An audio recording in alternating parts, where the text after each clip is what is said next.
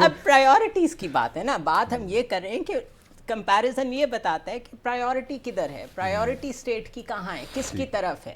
दूसरा मसला ये है कि ये प्रायोरिटी कि कौन सा केस पुट अप करना है, कौन सा बड़ा स्पीडी तरीके से लेके जाना है, ये कौन डिसाइड करता है। फैज़ाबाद धरना केस जो है उसके ज़िम्मेदारान के तयन के लिए फैक्ट फाइंडिंग कमेटी तश्कील दे दी गई है, बावजूद इसके कि तमाम फरीकैन उसकी एप्लीकेशंस जो हैं अपीलों की वो वापस ले चुके हैं। तो ये प्रायोरिटी एक तो मुझे समझा दें ये कहाँ से आई है ये केस, क्योंकि क्या ये केस 90 दिन के इलेक्शन से ज़्यादा इम्पोर्टेंट है? थोड़ी एक मैं पहले एक आपको थोड़ी इनसाइट देना चाह रहा हूँ नून के अंदर। अब वहाँ पे ये डिस्कशन अच्छा, हो रही है, मांगे या ना मांगे, एक खबर है ना, आप तो मैं तो व्यूअर के लिए बात कर रहा हूँ ना कि उनके इंटरेस्ट में ये खबर है। जी जी, हो सकता है उनको गुस्सा है खबर से, बहरहाल खबर तो खबर ही होती है ना।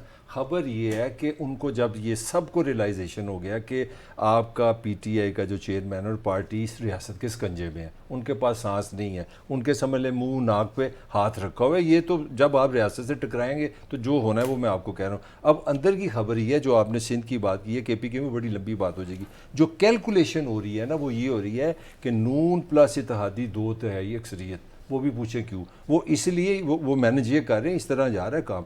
2/3 अक्सरियत का मतलब है कि अगर कोई आइन और कानून आपके सामने आ जाता है कि जनाब ये कानून ये कहता है, ये कानून कहता है, तो जनाब फिर मांगे कि मेरे पास ये मैं आपको मैं खबर है। अब मैं आपके साथ सवाल की तरफ आता हूँ, ये कंडीशनल ये इनसाइट थी, मैंने कहा आपसे शेयर कीजिए। लेकिन 2/3 अक्सरियत का ख्वाब किसी वजीर आजम का पूरा हो भी जाए तो जरूरी नहीं है। 97 में हो चुका है, वो आप सही कह रही हैं, ताकत ये बहरहाल वो आप समझती हैं।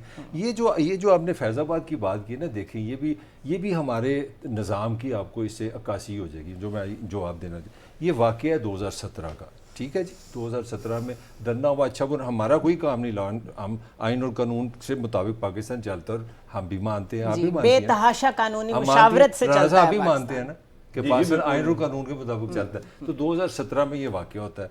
फरवरी 2019 में जनाब ये फैसला काजी साहब फरमा देते हैं कि जनाब आप हर वो अहम जो ताकतवर बंदा है जो अपनी ड्यूटी पूरी नहीं करता, हुकूमत उसके खिलाफ काम करे। हर वो बंदा जो यूनिफॉर्म में अगर वो कुछ सियासी हरकत करता है उसको सजा दे। पैमरा को पकड़ लिया, मतलब एक पूरा लंबा उन्होंने हुक्म दे दिया।